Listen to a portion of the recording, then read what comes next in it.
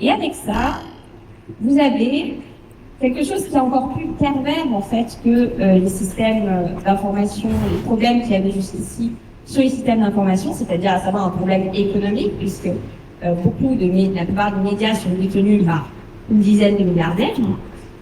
En fait, c'est beaucoup plus pernicieux et c'est beaucoup plus puissant. Pourquoi? Parce qu'en fait, ce sont les journalistes eux-mêmes qui vont faire de l'autocensure.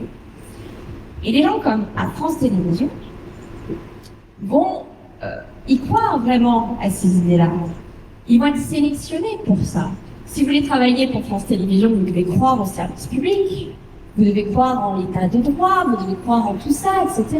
Si vous commencez à remettre en cause les institutions, à dire, mais attendez, notre État, il y a quand même un problème, il y a quand même beaucoup de choses qui ne vont pas, l'argent public est mal utilisé, etc. Si vous commencez à réfléchir comme ça, vous ne pouvez pas rentrer dans France Télévisions.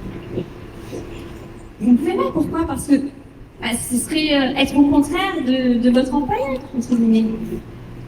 Et c'est comme ça que ça marche. Alors avant, il y a une époque où des médias comme France TV pouvaient laisser un peu plus d'idéologie, mais qu'au fond, ça a vraiment basculé encore plus, je dis bien encore plus, puisque c'était déjà le cas à l'époque de 2005, et ça a vraiment encore plus basculé après 2005.